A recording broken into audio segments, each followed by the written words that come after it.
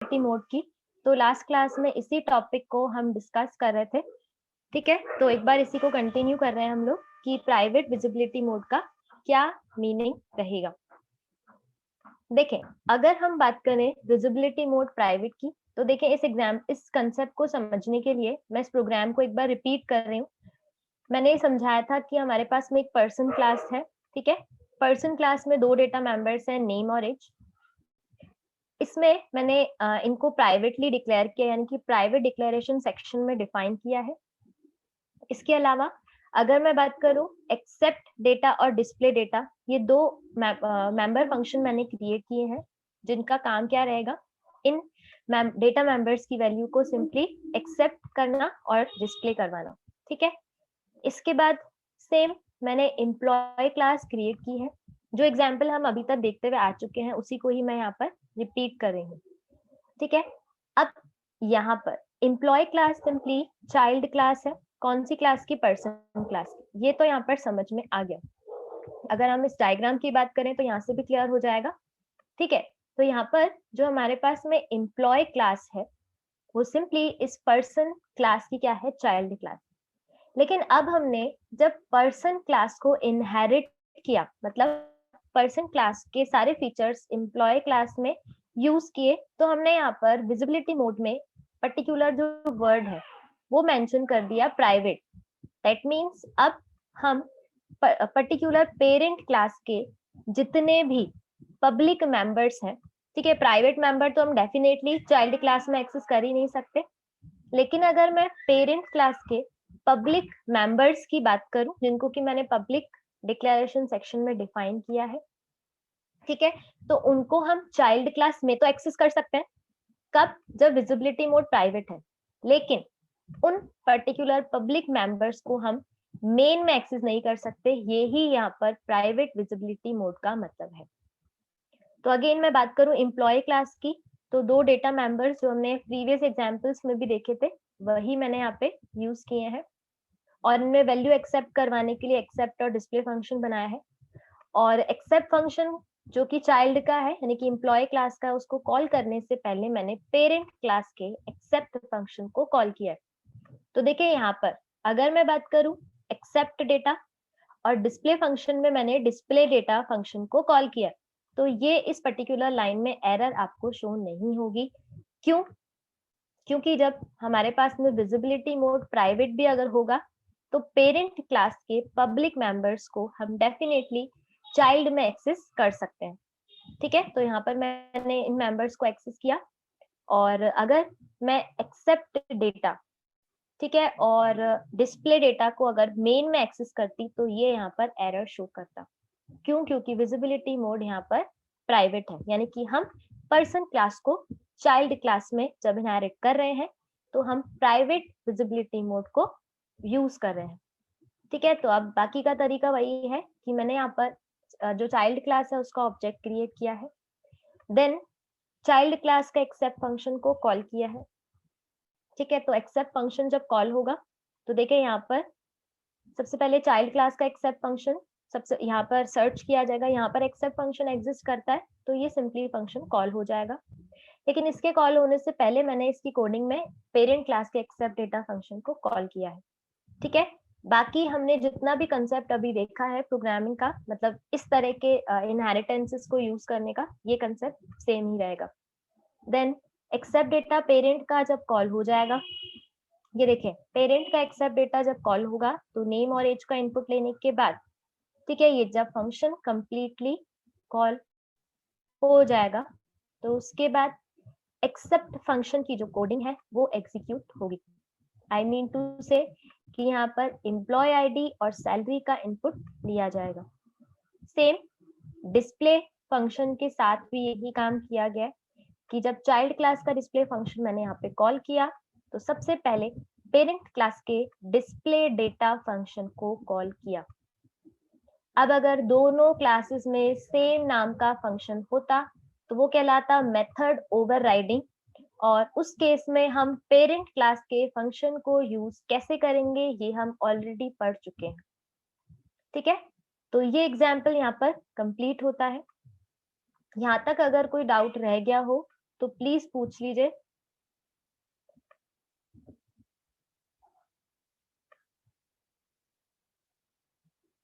Visibility mode हमने अभी private की बात की। नेक्स्ट जो हमारे पास में कंसेप्ट है वो है विजिबिलिटी मोड। अभी भी हमारे पास में 2 रिमेनिंग है। पब्लिक हम ऑलरेडी पढ़ चुके हैं, ठीक है, और एक हमारे पास में प्रोटेक्टेड विजिबिलिटी मोड भी होता है। लेकिन उसको कंटिन्यू करने से पहले एक बार हम कुछ 2 एग्जांपल्स हमारे पास में और है, फिर उनको हम वापस से प्रोसीड करेंगे विजिबिलिटी मोड टॉपिक को, ठीक है। तो विजिबिलिटी मोड टॉपिक अभी ओवर नहीं हुआ है। नेक्स्ट हमारे पास में जो एग्जाम्पल है वो ये है कि मल्टी लेवल इनहेरिटेंस की हम बात कर रहे थे। तो मल्टी लेवल इनहेरिटेंस में अगर मेथड ओवरराइडिंग का कंसेप्ट हम यूज करेंगे तो कैसे करेंगे, ठीक है। तो देखिए यहाँ पर अगर हम इस कंसेप्ट को समझे तो मेथड ओवरराइडिंग का मतलब तो इनहेरिटेंस के केस में हम यूज करते हैं। सिंपल मीनिंग ये है कि जितनी भी क्लासेस हैं उनमें सेम नाम का फंक्शन है, लेकिन सबके लिए कुछ ना कुछ कोड अलग अलग है। सिग्नेचर भी सेम है लेकिन कोडिंग सबके लिए अलग अलग है। पेरेंट का एक्सेप्ट फंक्शन पेरेंट क्लास के डेटा मेंबर को एक्सेस करने का काम कर रहा है। चाइल्ड का क्लास का एक्सेप्ट फंक्शन चाइल्ड क्लास के मेंबर्स को एक्सेस करने का काम कर रहा है। लाइकवाइज अगर हमारे पास में एक और बॉटम मोस्ट चाइल्ड क्लास होती तो उसमें भी यही होता। वहां पे अगर हमने एक्सेप्ट फंक्शन बनाया तो वो उस particular bottom most child class के डेटा मेंबर में इनपुट लेने का काम करता। तो फंक्शन का नेम तो तीनों में सेम है, जो कि हमने मेथड ओवरराइडिंग में समझा था, ठीक है। तो इस केस में भी जब हम बॉटम मोस्ट चाइल्ड क्लास से टॉप मोस्ट चाइल्ड क्लास या उसका एक लेवल अपर हम चाइल्ड पेरेंट क्लास के फंक्शंस को कॉल करेंगे तो किस तरीके से कॉलिंग होगी वो हम समझ रहे हैं। तो यहाँ पर अगेन मैं बात करूं तो 2 डेटा मेंबर्स मैंने पर्सन क्लास में डिफाइन किया है, ठीक है। अगेन यहाँ पर डिटेल्स का हमने इनपुट लिया कि नेम का इनपुट लिया है और सिंपल एज का इनपुट लिया है, ठीक है। अब अगर मैं बात करूं देन डिस्प्ले फंक्शन की, मैंने इस क्लास में डिस्प्ले नाम का फंक्शन बनाया है। उसके बाद मैंने पर्सन क्लास को सिंपली क्या किया है, इनहेरिट किया है, ठीक है। यानी कि पर्सन क्लास एक तरीके से पेरेंट क्लास बनी। कौन सी क्लास की पेरेंट क्लास हो गई, एम्प्लॉय क्लास की, ठीक है। तो अब इस केस में अगर मैं इन पर्टिकुलर मेंबर्स की बात करूं तो ये तो मैंने प्राइवेटली डिफाइन किए हैं और इनमें सिंपली इनपुट लेने के लिए मैंने एक्सेप्ट और डिस्प्ले फंक्शन बनाया। यानी कि पर्सन क्लास और एम्प्लॉय क्लास दोनों में सेम नाम के फंक्शन एग्जिस्ट कर रहे हैं। तो अब अगर मुझे पर्सन क्लास के एक्सेप्ट को कॉल करना है तो मैंने बताया था कि आपको स्कोप रेजोल्यूशन ऑपरेटर प्लस आपको पेरेंट क्लास का नाम लिखना होगा जिसके एक्सेप्ट फंक्शन को आपको कॉल करना है। अगर हम इसके अलावा यहाँ पर सिंपल एक्सेप्ट लिखेंगे क्योंकि दोनों क्लास में फंक्शन का नेम सेम है, तो ये एक्सेप्ट लिखेंगे तो इसी क्लास का एक्सेप्ट फंक्शन कॉल होगा, ठीक है, जिसका कि यहाँ पे कोई सेंस नहीं है। हमें तो पेरेंट क्लास के एक्सेप्ट फंक्शन को कॉल करना है। तो तरीका क्या है वो मैंने अभी आपको एक्सप्लेन किया, ठीक है। ऐसे ही डिस्प्ले के केस में भी मैंने ये किया कि जब चाइल्ड क्लास का यानी कि एम्प्लॉय क्लास का डिस्प्ले कॉल हो तो पहले पेरेंट क्लास का डिस्प्ले फंक्शन यहाँ पर कॉल हो जाए, ठीक है। तो इस तरीके से यहाँ पर सिंपल एक्सेप्ट और डिस्प्ले मैंने एम्प्लॉय क्लास के मेंशन किए हैं। उसके बाद मैंने मैनेजर क्लास यहाँ पे क्रिएट की है। मैनेजर क्लास के जो मैनेजर क्लास को मैंने चाइल्ड क्लास बनाया है एम्प्लॉय क्लास का, ठीक है, और पब्लिकली इनहेरिट किया है। तो यानी कि एम्प्लॉय क्लास के पब्लिक मेंबर्स को हम मेन में भी एक्सेस कर सकते हैं और इस क्लास में भी एक्सेस कर सकते हैं। अब अगर मैं बात करूं उस क्लास में तो जैसे हमने एक डायग्राम के थ्रू समझा था कुछ इस तरीके से कि पर्सन, एम्प्लॉय और मैनेजर 3 क्लासेस हैं। यहाँ पर भी मैनेजर क्लास हमने सबसे bottom most child class create की है, जो कि चाइल्ड किसका है, एम्प्लॉय क्लास का। डायरेक्ट चाइल्ड तो एम्प्लॉय क्लास का है और इनडायरेक्ट चाइल्ड पर्सन क्लास का है, ठीक है। इस केस में भी मैंने यहाँ पे क्या किया है, सिंपली जैसे आपको समझाया था कि मैनेजर क्लास में भी मैंने यहाँ पे पर्सन क्लास के एक्सेप्ट फंक्शन को कॉल हम कर सकते हैं और हम चाहें तो यहाँ पे इसको स्किप भी कर सकते हैं क्योंकि हम एम्प्लॉय क्लास के एक्सेप्ट में उसको ऑलरेडी कॉल करके आ चुके हैं। तो इस केस में मैंने एक्सेप्ट फंक्शन जो बनाया है मैनेजर क्लास के एक्सेप्ट फंक्शन के कॉल होने से पहले मैंने एम्प्लॉय क्लास के एक्सेप्ट फंक्शन को कॉल किया है। ये सिंपली एक कॉलिंग स्टेटमेंट है, ये फंक्शन का डेफिनेशन नहीं है, ये सिर्फ और सिर्फ फंक्शन का कॉलिंग स्टेटमेंट है, ठीक है।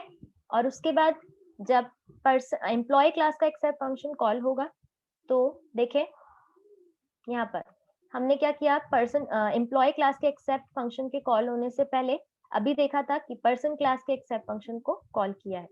बस इतना सा ही कंसेप्ट हम फॉलो करते हैं कि चाइल्ड क्लास का कोई भी फंक्शन कॉल हो तो अगर वैसे ही फंक्शन पेरेंट में एग्जिस्ट करता है तो पहले वो कॉल हो जाए, देन अगर उसका भी कोई और पेरेंट है तो सबसे पहले उस टॉप मोस्ट पेरेंट के फंक्शंस को हम कॉल कर रहे हैं। ठीक है, तो यहाँ पर भी मैंने यही कंसेप्ट को फॉलो किया है और तीनों क्लासेस में फंक्शन के नेम सेम है। इस एग्जाम्पल में ऐसा कुछ भी नया नहीं है। तो अगर हम मैनेजर क्लास के ऑब्जेक्ट को क्रिएट करेंगे तो डेफिनेटली कंस्ट्रक्टर कॉल होगा। हालांकि हमने कोई कंस्ट्रक्टर डिफाइन नहीं किया है, बट मैंने बताया था कि डिफॉल्ट कंस्ट्रक्टर कॉल होगा जिसका ऐसे कोई काम नहीं होता। देन उसके बाद एक्सेप्ट फंक्शन को कॉल किया है। अब तीनों क्लास में एक्सेप्ट फंक्शन है, तो सबसे पहले कौन से एक्सेप्ट फंक्शन की कॉलिंग होगी?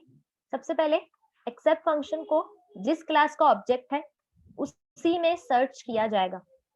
तो देखें यहाँ पर मैनेजर क्लास चाइल्ड क्लास है, उसमें एक्सेप्ट फंक्शन एग्जिस्ट कर रहा है, तो सबसे पहले इसी क्लास के एक्सेप्ट फंक्शन को कॉल किया जाएगा। अगर इस क्लास में एक्सेप्ट फंक्शन नहीं होता, लेट्स से कि यहाँ पर एक्सेप्ट डेटा फंक्शन होता, तो एक्सेप्ट फंक्शन को इसकी अपर मोस्ट जो पेरेंट क्लास है, ठीक है, इससे जस्ट एक लेवल ऊपर जो पेरेंट क्लास है उसमें सर्च किया जाता। वहां पर अगर मिलता तो ठीक है, और नहीं मिलता तो उसकी भी जो टॉप मोस्ट अपर मोस्ट एक और जो क्लास हमने बनाई है पर्सन, वहां पर उसको कॉल किया जाता अगर वहां पर एग्जिस्ट करता तो।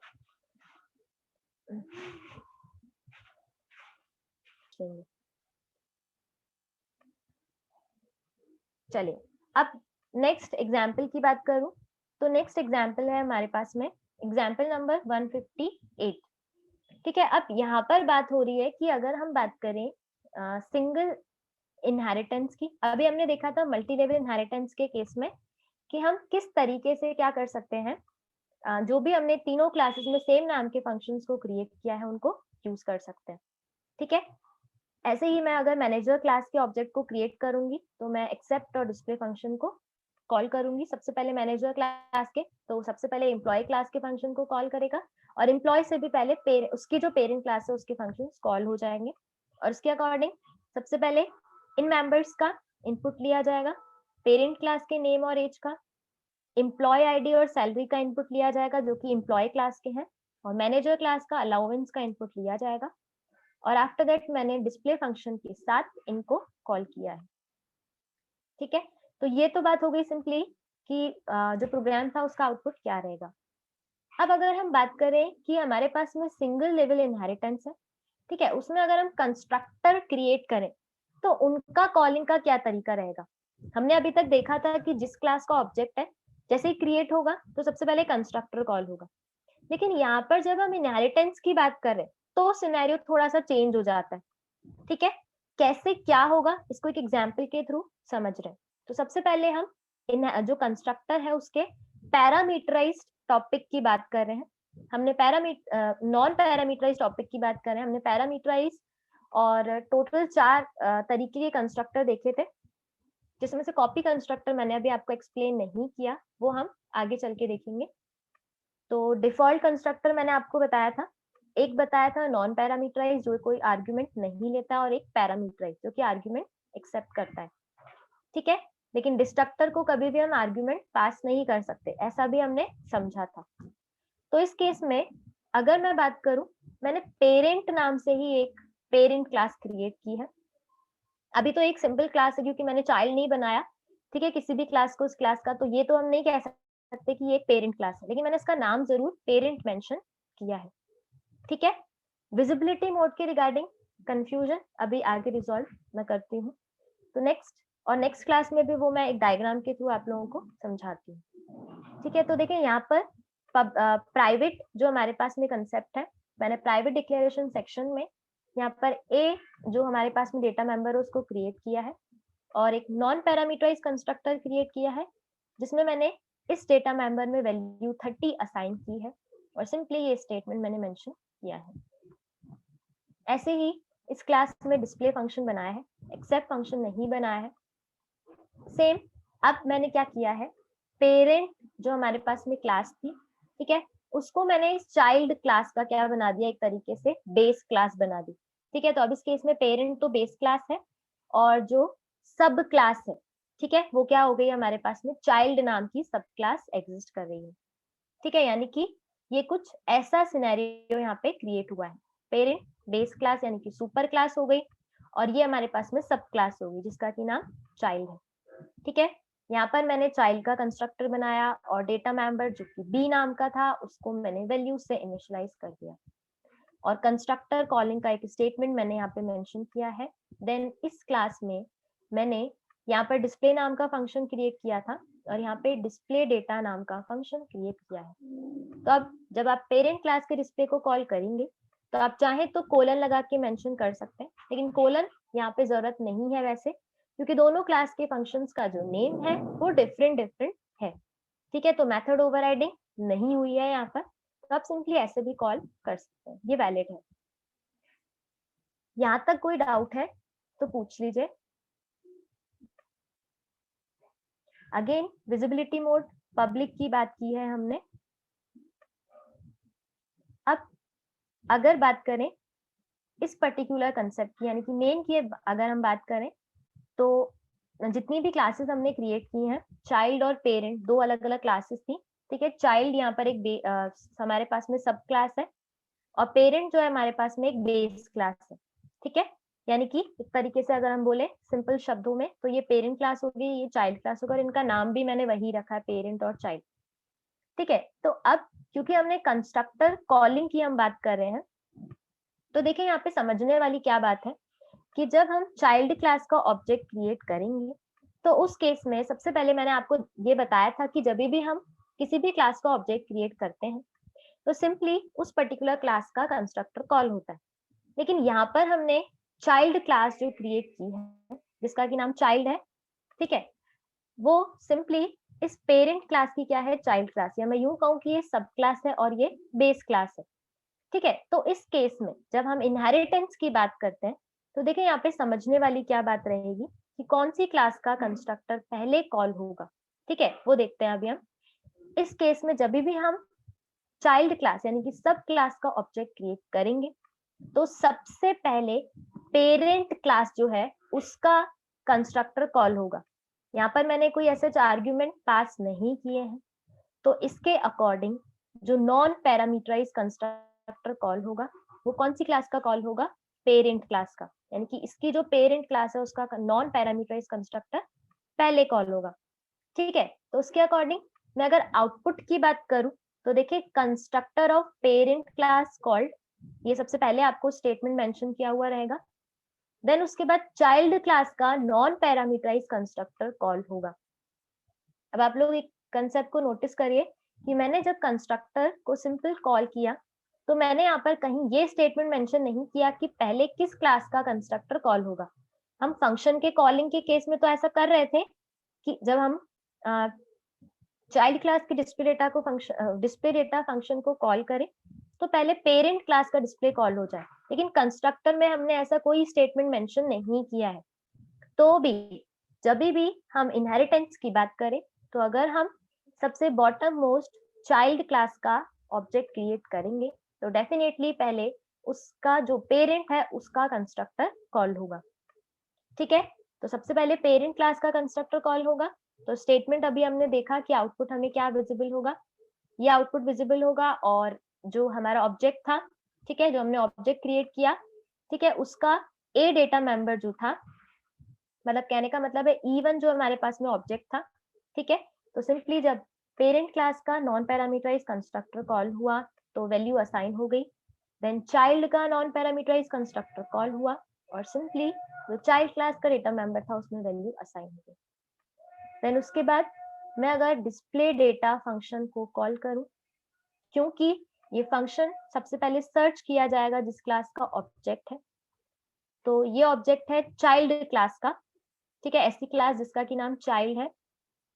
तो डिस्प्ले डेटा फंक्शन कॉल होगा, इसमें एग्जिस्ट कर रहा है तो यही कॉल हो जाएगा और देन उससे पहले हमने डिस्प्ले फंक्शन को कॉल किया है, तो दैट मीन्स कि डेटा मेंबर्स की जो वैल्यू है वो यहाँ पर डिस्प्ले हो जाएगी। तो उसके अकॉर्डिंग 30 एंड यहाँ पर 10, ये दोनों वैल्यूज एज अ आउटपुट आपको शो हो जाएगी। ठीक है, तो ये बात हो गई हमारे पास में कि सिंगल लेवल इनहेरिटेंस में कंस्ट्रक्टर की कॉलिंग कैसे होगी। कंस्ट्रक्टर कौन सा? Non parameterize constructor. ठीक है, तो समझने वाली बात इतनी सी ही रहेगी कि कंस्ट्रक्टर सबसे पहले पेरेंट क्लास का कॉल होगा, देन चाइल्ड का, और कंस्ट्रक्टर के कॉलिंग के लिए हमें ऐसा कोई स्टेटमेंट मेंशन नहीं करना है। देन यहाँ तक कुछ कंफ्यूजन है तो पूछ सकते हैं। टाइम होने वाला है वैसे भी ओवर। देन इसके बाद जो नेक्स्ट एग्जाम्पल है, नेक्स्ट है हमारे पास में एग्जाम्पल नंबर 159।